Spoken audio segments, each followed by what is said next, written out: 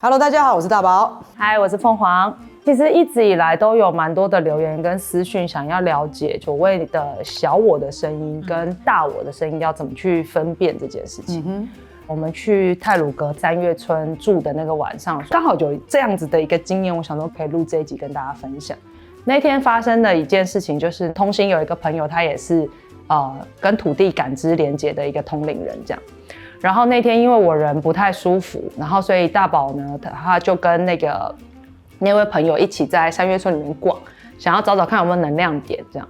然后我就在房间里面看他们在外面走，我就好啊好，蛮有趣的。等一下再问他们发现了什么，然后我就去洗澡。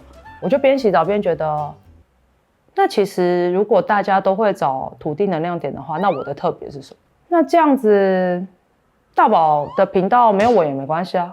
那大宝就跟他开一个频道就好啦。你说我跟那位朋友吗？对啊，我为什么要在我要不要就是告诉大家我可以感知这些东西彼此之间纠结，我就不要就好了嘛。你的灵性出柜就不用纠结了。对，我就不用纠结，我都不要做就好了。你这个感觉很像那个，就例如说谈恋爱，然后突然间觉得说，我男朋友其实跟那个女生也聊得很开心嘛，那我何必跟他在一起？对，他为什么非跟我在一起不可？他跟那个女生在一起就好了。我想我还是退出这段关系好了。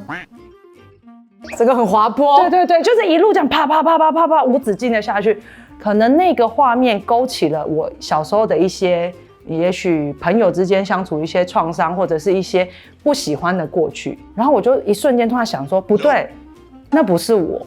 现在的我应该会觉得，不论有没有跟大宝一起做频道，我的灵性探索是我的灵性探索，只是刚好频道可以一起记录，我们刚好可以一起玩。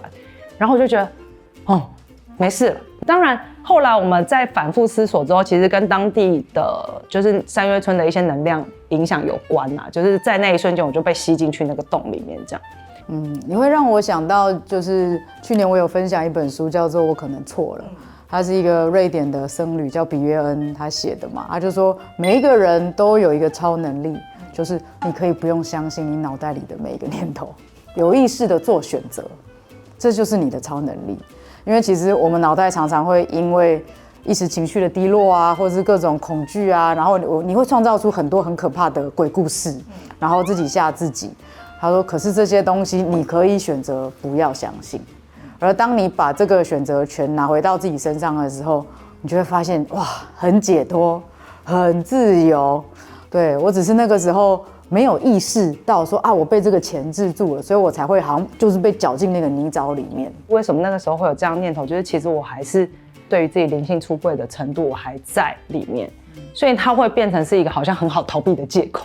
如果你跟别人一起开了频道，我就不用灵性出柜了。对，就是真正的我是想要面对这件事情的，但是我的小我会告诉我，就是你的头脑会告诉你，不面对比较快乐哦。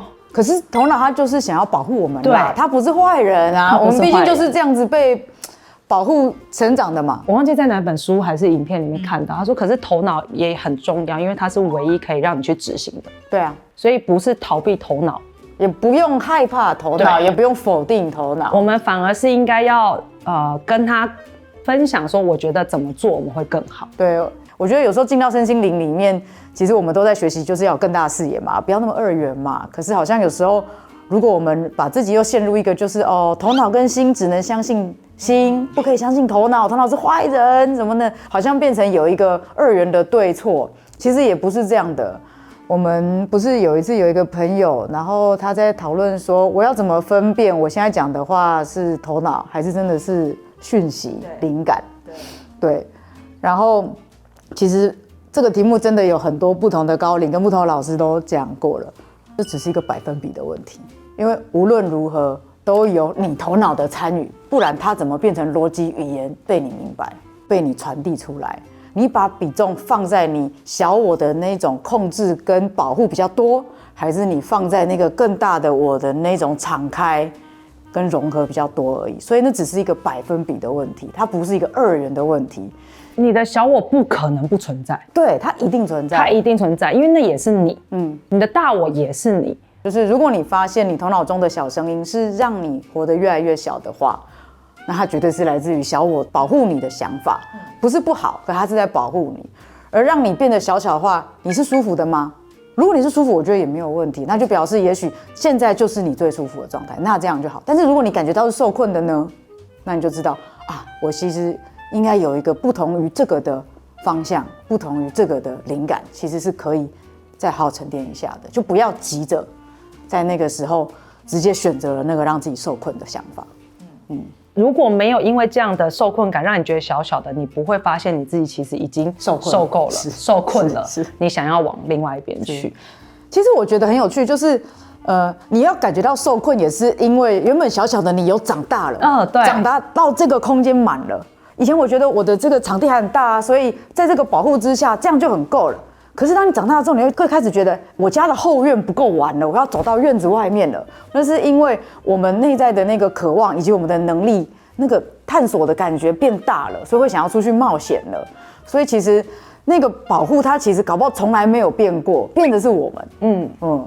所以我常常才会说，跟头脑去一起讨论，我其实现在的保护可以再往外了，我可以再更大了，然后我们一起往外走，往外去。透过这个例子，想告诉大家，不论是谁，都一定会有这样子的时刻。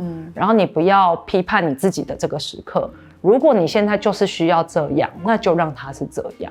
但是等到你受够了，你就会自己出来，所以也不一定要急。然后别人的步伐也不是你的步伐。那希望这样子的分享有帮助到你。某一天，如果你也觉得受困了，那就可以试着用另外一个方式去过你的生活。就这样咯，那我们下次见。拜拜。